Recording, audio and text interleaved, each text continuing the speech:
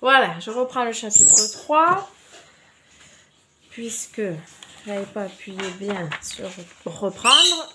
Et en plus, ça faisait plus d'1 heure la pause, donc ça s'est arrêté. Chapitre 3. L'âme désolée, je soupirais, je pleurais et je commençais cette prière de lamentation. Tu es juste, Seigneur, et toutes tes œuvres sont justes, toutes tes voies sont grâce et vérité, et tu es le juge du monde. Et maintenant, toi, Seigneur, souviens-toi de moi, regarde-moi, ne me punis pas pour mes péchés, ni pour mes ignorances, ni pour celles de mes pères, car nous avons péché devant toi et violé tes commandements, et tu nous as livrés au pillage, à la captivité et à la mort, à la fable, à la risée et au blâme de tous les peuples où tu nous as dispersés. Et maintenant, tous tes décrets sont vrais quand tu me traites selon mes fautes et celles de mes pères, car nous n'avons pas obéi à tes ordres, ni marché en vérité devant toi. Et maintenant, traite-moi comme il te plaira, daigne me retirer la vie, je veux être délivré de la terre et redevenir terre. Car la mort vaut mieux pour moi que la vie. On m'a fait des reproches sans raison, j'ai une immense douleur. Seigneur, j'attends que ta décision me délivre de cette épreuve. Laisse-moi partir au séjour éternel. Ne détourne pas ta face de moi, Seigneur, car mieux vaut mourir que passer ma vie en face d'un mal inexorable, et je suis lasse de m'entendre outrager. Le même jour, il advint que Sarah, fils de Raguel, habitant d'Ecbatane en Médie, entendit aussi les insultes d'une servante de son père.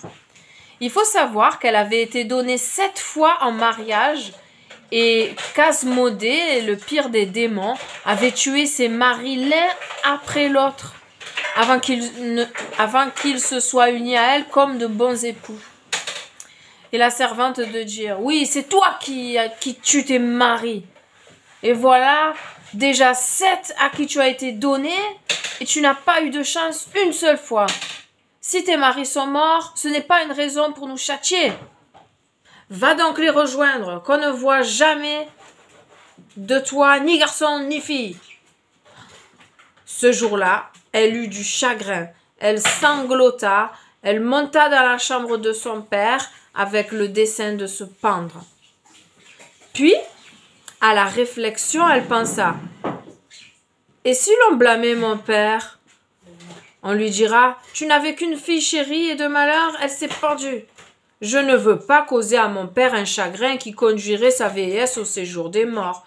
Je ferais mieux de ne pas me pendre et de supplier le Seigneur de me faire mourir afin que je n'entende plus d'insultes pendant ma vie. » À l'instant, elle étendit les bras du côté de la fenêtre.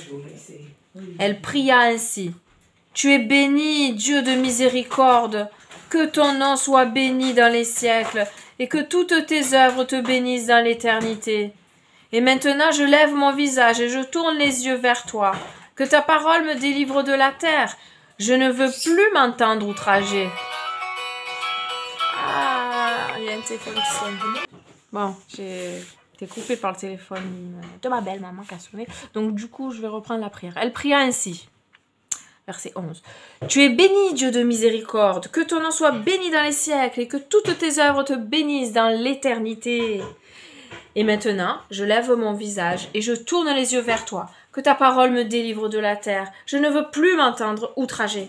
Tu le sais, toi, Seigneur, je suis restée pure. Aucun homme ne m'a touchée.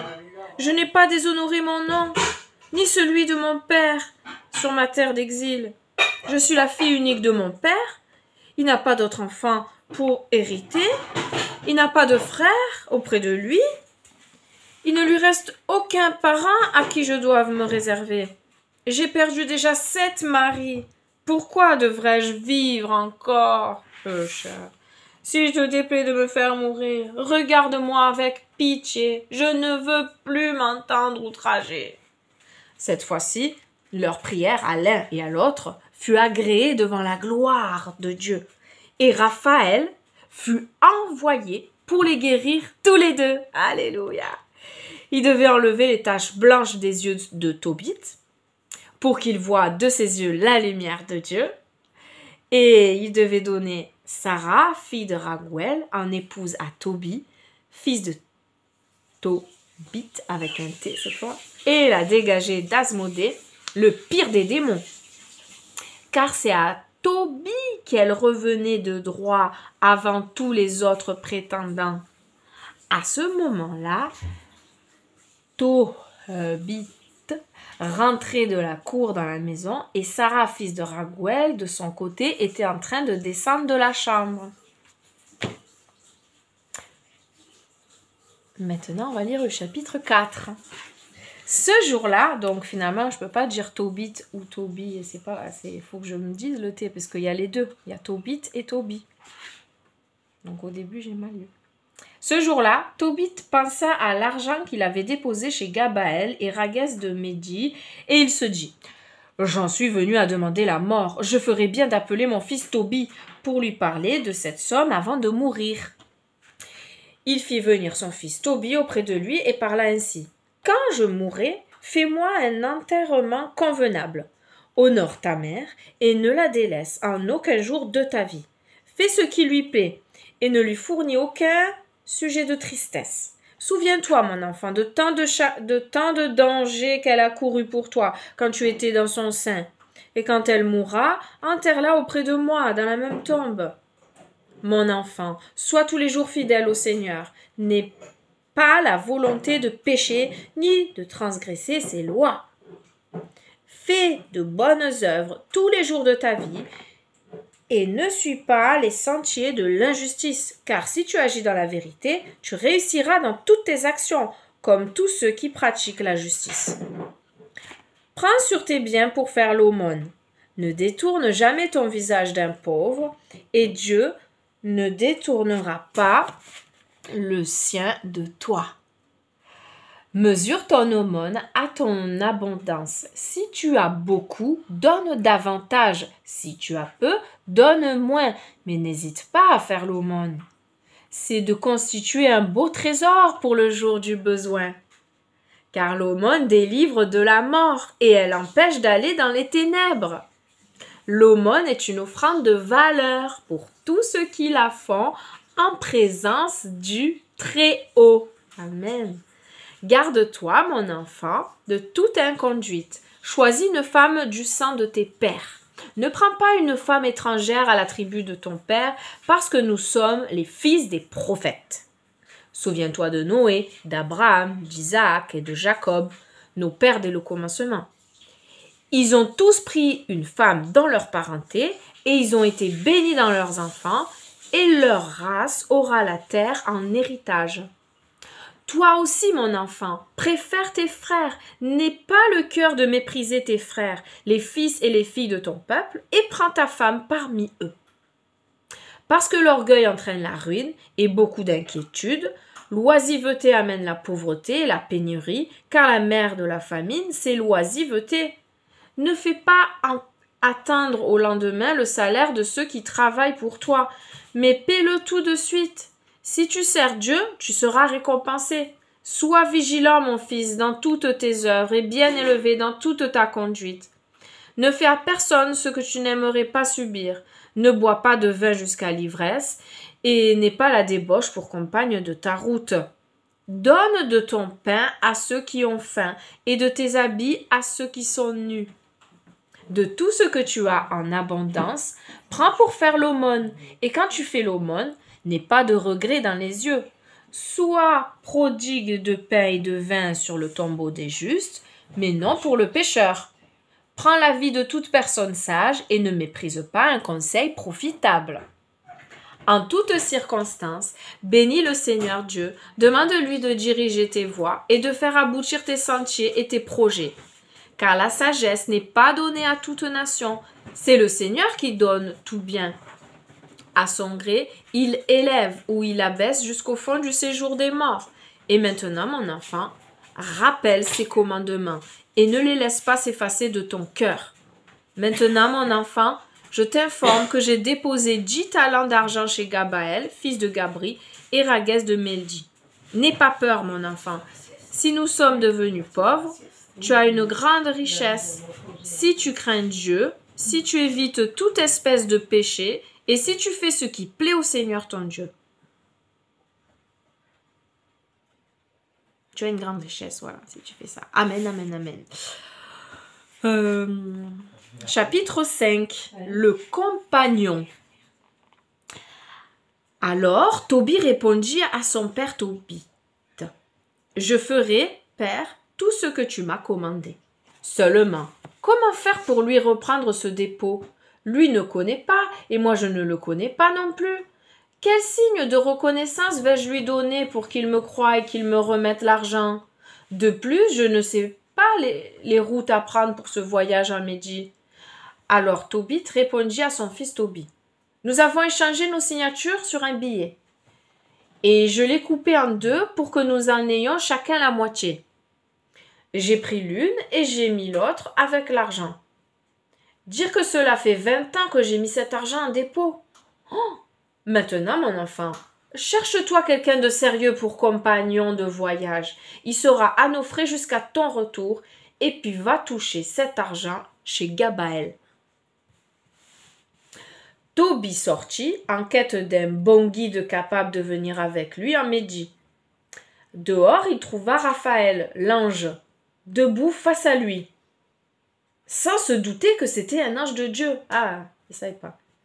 Il lui dit, « D'où es-tu, mon ami ?» L'ange répondit, « Je suis l'un des Israélites, tes frères. Je suis venu chercher du travail par là. » Oh. Tobie lui dit, « Sais-tu la route pour aller en Médie ?» L'autre répondit, « Bien sûr, j'y suis allé plusieurs fois. Je connais tous les chemins par cœur. » Ah ben tu m'étonnes, hein? Non, j'y connais tous les chemins. Je suis allé fréquemment à Médie et j'ai été reçu chez Gabaël, l'un de nos frères qui habite à Raguès de Médie. Il faut bien 2 jours de marche normale d'Esbatan à Raguès. Raguès est situé dans la montagne et Esbatan est au milieu de la plaine. Tobie lui dit, « Attends-moi, mon ami, que j'aille prévenir mon père. J'ai besoin que tu viennes avec moi. Je te paierai tes journées. » L'autre répondit, « Bien, j'attends. Seulement ne sois pas long. » Tobie alla prévenir son père qu'il avait trouvé quelqu'un de leurs frères israélites. Et le père dit, « Présente-le-moi, que je m'informe de sa famille et de sa tribu. » Ah bah t'auras du mal, c'est un ange. Il faut voir si l'on peut compter sur lui pour t'accompagner, mon enfant. Tobie sortit donc l'appeler. « Mon ami, dit-il, mon père te demande. » L'ange entra dans la maison. Tobit salua le premier et l'autre lui répondit par des souhaits de bonheur. Tobit reprit. « Puis-je encore avoir du bonheur? Je suis un aveugle. Je ne vois plus l'éclat du ciel. Je suis plongé dans l'obscurité, comme les morts qui ne contemplent plus la lumière. Je suis un enterré vivant. J'entends la voix des gens sans les voir. » L'ange lui dit, « Aie confiance, Dieu ne tardera pas à te guérir. Aie confiance. » Tobit lui dit, « Mon fils Tobie désire aller en Médie. Veux-tu te joindre à lui comme guide? »« Frère, je te paierai. » Il répondit, « Je veux bien l'accompagner. Je sais tous les chemins. Je suis souvent allé en Médie. J'en ai traversé toutes les plaines et les montagnes. Et j'en connais toutes les pistes. » Tobit te dit, « Frère, de quelle famille et de quelle tribu es-tu? » Oh, qu'est-ce qu'il va répondre là? « Veux-tu me l'indiquer, frère? Que peut te faire ma tribu? Je veux savoir pour de bon de qui tu es fils et quel est ton nom. »« Je suis Azarias, fils d'Ananias le Grand, l'un de tes frères. »« Sois le bienvenu. Salut, frère. Ne te froisse pas si j'ai désiré connaître ta vraie famille. Il se trouve que tu es mon parent, de belle et bonne lignée. Je connais Ananias et Nathan, les 2 fils de Séméas le Grand. Ils venaient avec moi à Jérusalem. Nous y avons adoré ensemble et ils n'ont pas quitté la bonne route. Tes frères sont des hommes de bien. Tu es de bonne souche. Sois le bienvenu. » Il poursuivit. « Je t'engage pour 1 drachme par jour, avec ton entretien, comme à mon fils. Voyage donc avec mon fils, et je dépasserai le prix convenu. » L'ange répondit, « Je ferai le voyage avec lui. Ne crains rien. Notre départ se passera bien, et notre retour aussi. parce que la route est sûre. Tobit lui dit, « Sois béni, frère. » Puis il s'adressa à son fils. « Mon enfant, dit-il, prépare ce qu'il te faut pour le voyage et pars avec ton frère. Que le Dieu qui est dans les cieux vous protège là-bas et qui vous ramène sain et sauf auprès de moi. Que son ange vous accompagne de sa protection, mon enfant. » Tobit sortit pour se mettre en route et il embrassa son père et sa mère. Tobit lui dit, « Bon voyage !» Sa mère pleura et elle dit à Tobit, « Pourquoi as-tu décidé le départ de mon enfant? N'est-ce pas lui le bâton de notre main, lui qui va et vient devant nous? J'espère que l'argent ne passe pas avant tout, mais qu'il ne compte pas à côté de notre enfant. Le mode de vie que Dieu nous avait donné nous suffisait bien. » Il lui dit, « Ne te fais pas des idées. Notre enfant ira bien en partant. Il ira encore bien en rentrant à la maison. Le jour où il te reviendra, tes yeux verront qu'il va toujours très bien. Ne te fais pas des idées. N'aie pas d'inquiétude pour eux, ma sœur. Un bon ange l'accompagnera. Il fera bon voyage et il reviendra en bien bonne santé. » Et elle cessa de pleurer. Ah ben, il pouvait pas si mieux dire en disant un bon ange l'accompagnera. Bon, on va faire stop ici, une prochaine vidéo. Parce que ça va... Si après ça coupe que j'ai plus de mémoire, c'est bête de recommencer. Et de plus savoir où j'en suis. À tout à l'heure. Fin du chapitre 5.